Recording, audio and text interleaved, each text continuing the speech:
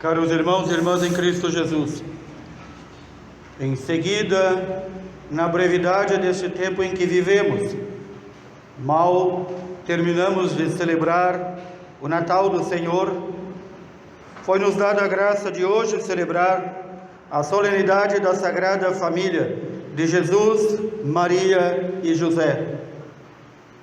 Maior alegria ainda, porque nossa paróquia está sob este patrocínio da Sagrada Família de Nazaré.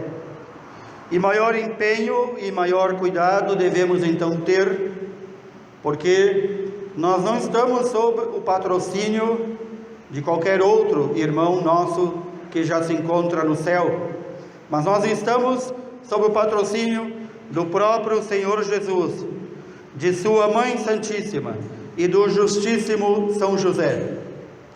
Neste dia, a palavra de Deus nos recorda do livro do Eclesiástico que aquele que honra seu pai e sua mãe é como aquele que ajunta tesouros, não tesouros nesta vida, não tesouros que perecem ou que podem ser roubados pelos ladrões, mas o tesouro verdadeiro.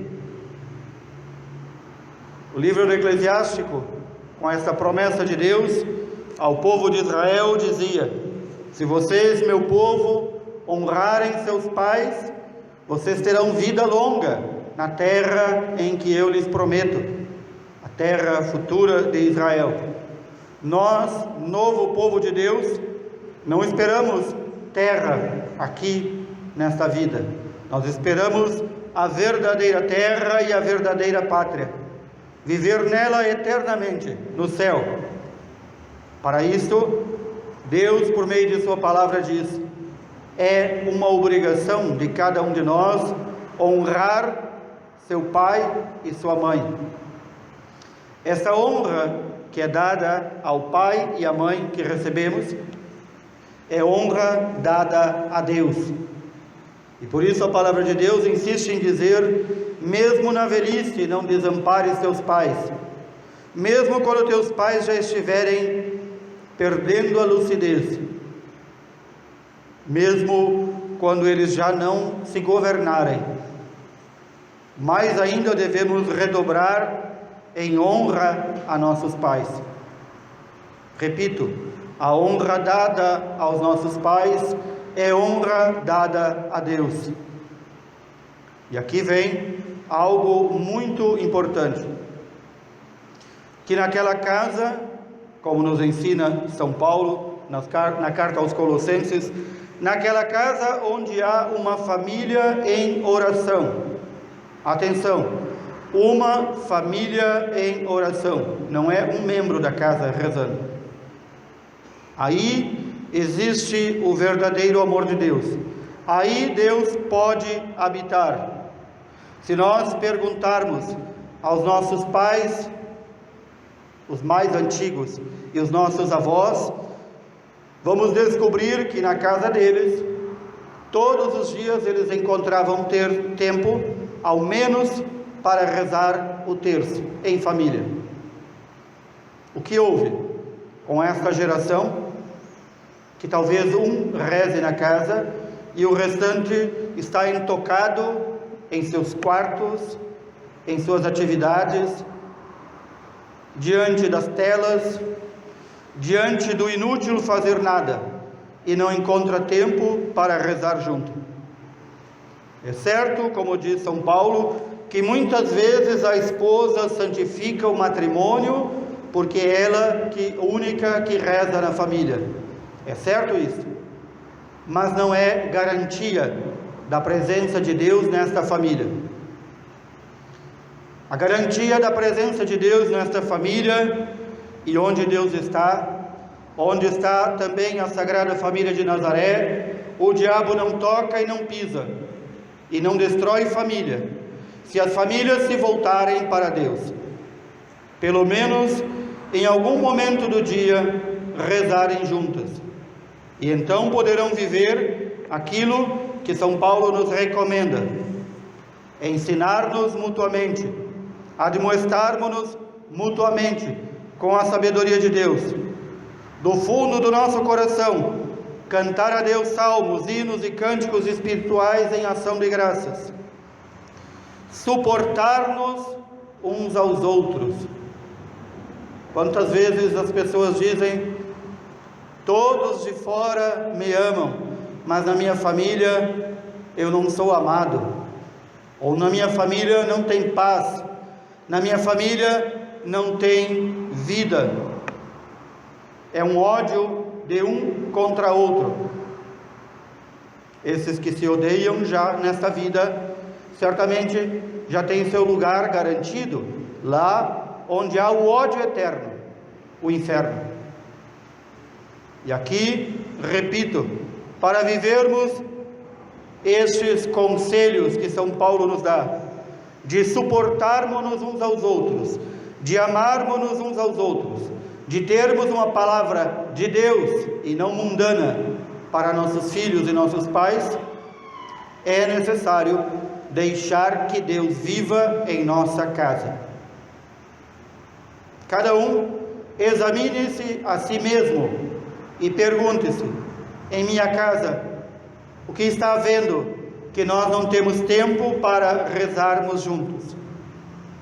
As famílias verdadeiramente cristãs e católicas rezam juntas diariamente, pelo menos o terço, e pelo menos aos domingos, ou ao menos aos domingos, juntas celebram a Eucaristia na igreja, vindo ouvir a palavra de Deus e receber todas as graças e bênçãos da Santa Missa.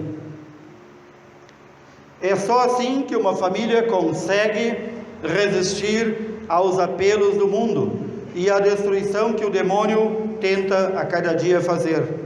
É só assim que uma família é fortalecida para que nós sejamos revestidos desta sincera misericórdia que perdoa tudo, desta bondade, desta humildade, desta mansidão e paciência, que faz com que nos suportemos uns aos outros nas grandes diferenças que, como ser humano, cada um de nós tem. Quantas vezes os nossos irmãos santos já nos alertaram que a batalha final do demônio para destruir a igreja é dirigida primeiro para a matança dos inocentes. Vejamos quantos que recebem o sacramento do matrimônio e querem planejar quantos filhos vão ter, quando no mesmo instante do sacramento do matrimônio prometem diante de Deus receber todos os filhos que Deus enviar. Mas é como o burro diria endemoniado, que fala e em 2 minutos chacoalha as orelhas longas e esquece tudo o que falou, e então matam seus filhos no ventre. O demônio está vencendo nesse ponto. Outro ponto que os santos e santas nos alertam é que o demônio também dirige todas as suas setas para destruir a família. E não há mais famílias íntegras. Raras são as famílias íntegras. A maioria está dilacerada pela separação, pelo divórcio, pelo ódio mútuo, pela traição, por largar e abandonar o amor que prometeu ao outro, à outra, aos filhos, e deixá-los ao vento. É óbvio que não pode haver perdão nessas famílias. É óbvio que não pode haver bondade, humildade, mansidão e paciência, nem o suportar-se uns aos outros. Uma família que não é fundada em Deus, é fundada em quê? A não ser nos desejos humanos. Os desejos humanos nós sabemos como são, porque todos nós temos.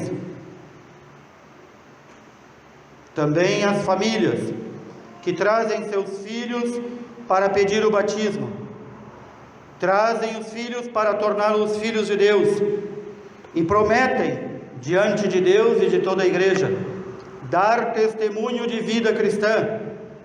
E o testemunho mínimo do mínimo, é a missa dominical.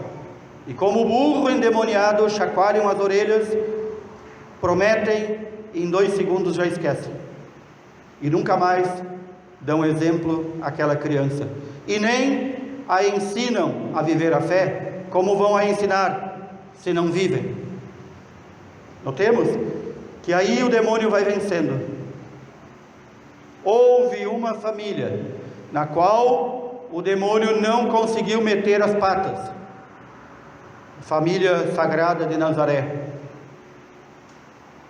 A casa do justo José, que recebe e acolhe a Santíssima Virgem Maria. Foram eles os escolhidos para que o Filho de Deus se encarnasse. Foram eles escolhidos porque já viviam uma família como Deus quer. Nós, que estamos sob o patrocínio da Sagrada Família de Nazaré, nós mais ainda devemos transformar as nossas casas em casa de Jesus, Maria e José. Não vem de fora o conserto de nossas famílias. Somos nós que temos que colaborar com a graça de Deus. É impossível, repito, é impossível que uma família diga que não tem tempo para rezar juntos. É impossível que uma família diga que não consegue reunir-se ao menos no domingo para viver e santificar o dia do Senhor. Quem diz isso, mente. E aqui vem a necessidade de conversão de nossas famílias. Assim como é necessário que nós nos convertamos a cada dia, nossas famílias também necessitam conversão. Também necessitam conversão. Quem teve os olhos bem abertos por Deus, o coração bem aberto, percebeu que nós celebramos o Natal do Senhor. E quantas famílias não celebraram mais que um feriado? Mais um feriado para encher o bucho. Mais um feriado para fazer festa até a madrugada. Mais um feriado para se endividar e reclamar da vida. E segunda, quando estes desgraçados, sim, são desgraçados, é a palavra correta, porque não estão na graça de Deus. Estes desgraçados voltarem para o trabalho, já vão voltar gemendo e reclamando que tem que trabalhar. E já, ao voltar para casa, vão voltar para o seu inferno particular, onde todos se odeiam, todos se desprezam e todos procuram fugir um do outro. Não viveram o Natal do Senhor, não puderam penetrar no mistério do amor de Deus. Por quê? Porque não quiseram. E então a gente se pergunta, em cada celebração do Natal do Senhor, onde estão as famílias? O que estão fazendo que não estão aqui? Celebrando? O que estão fazendo? Um está muito preocupado em cevar o mate, outro em abater o animal, outro em preparar a carne, outro a se embriagar, se emborrachar, outro talvez em preparar a comida, outro a correr pelo comércio a comprar coisas. Lembra-nos muito daquela parábola que o próprio Senhor Jesus conta, de que o filho, que é ele, iria se casar, e o pai manda chamar os convidados, e cada um dos convidados para o casamento do filho, que é a Santa Missa, casamento de Cristo com sua igreja, cada um dos convidados achou uma desculpa. Eu tenho convidados, eu tenho visitas, eu tenho isso, eu tenho aquilo, eu tenho um campo para comprar, eu tenho um boi para matar. Cada um achou desculpas. Eu tenho uma dor que me dói aqui, eu tenho uma dor que me dói acolá. e os convidados não vieram. E como é que termina essa parábola? Jesus diz que então aqueles que forem encontrados à beira do caminho, os mais pobres, os mais humildes, os mais desamparados, entrarão no banquete da festa de casamento. E aqueles que foram convidados e não quiseram vir para o convite, porque estavam preocupados com as coisas do mundo, serão passados a fio de espada, e outros serão amarrados e jogados nas trevas eternas. Na Sagrada Família não era assim. Nós ouvimos no Santo Evangelho que a Sagrada Família cumpria os deveres religiosos, cumpria fielmente. Todos os anos, as famílias que podiam, mesmo as mais pobres, caminhavam longos percursos para ir a Jerusalém celebrar no templo. Chegou o momento, em uma Páscoa, em que o menino Jesus completou 12 anos. Para aqueles que não conhecem, quando um menino hebreu, quando um menino judeu completa 12 anos, ele é apresentado no templo, ele é apresentado na sinagoga, e ele então faz a leitura da palavra de Deus, diante de todos, e ele recita os mandamentos, e então, a partir daquele momento, entre os judeus, ele é considerado filho de Deus, já homem capaz. Foi isto que Nossa Senhora e São José foram fazer ao levar o menino Jesus ao templo. Como menino, ele foi menor, considerado ainda menor, ele foi na caravana de Nossa Senhora e das mulheres. Na volta, deveria já como adulto considerado, voltar na caravana dos homens, a caravana de São José. São duas caravanas, são dois grupos, o grupo das mulheres e o grupo dos homens, que iam para a festa. E ele não é encontrado. Provavelmente São José pensava, ele voltou com a mãe. E a Mãe Santíssima pensava, obviamente ele voltou com José e com os demais homens. Depois de 3 dias, não encontram o menino. E eles já haviam caminhado tanto tempo, um dia inteiro, e então voltam para tentar encontrar entre os parentes nas caravanas o menino, e acabam voltando, ou seja, mais um dia de caminhada para encontrar Jesus. O que diz a Virgem Maria depois deste dia de ida e volta buscando o menino Jesus? Meu filho, por que fizeste assim conosco? Olha que teu pai e eu, aflitos, te buscávamos, angustiados, te buscávamos. Não é assim? Não é assim, queridos irmãos e irmãs, que Deus nos busca, aflito e angustiado. Ele busca a cada um de nós, filho que se perde pelos caminhos. Infelizmente, Deus não nos encontra no templo, Deus nos encontra no mundo. E então, repitamos isso que diz a Virgem Maria: eu e teu pai, aflitos, angustiados, te buscávamos. A Virgem Maria, como nossa mãe também, dela podemos dizer, mãe aflita, que diariamente busca seus filhos para que sejam mais conformes à vida de seu filho Jesus. Este menino que volta já como homem, considerado homem pela lei de Deus, volta e vive esta vida oculta em Nazaré.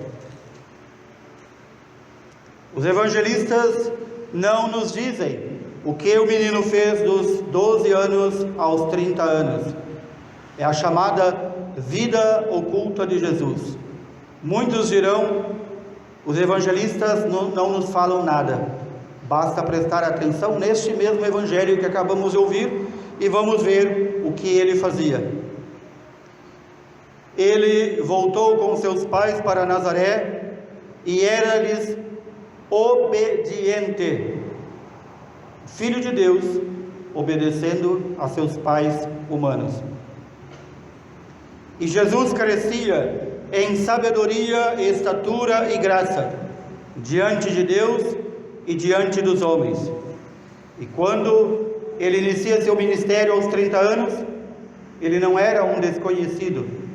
Seus pais não eram desconhecidos, porque muitas vezes apontaram: este aí não é ninguém, é filho do carpinteiro José.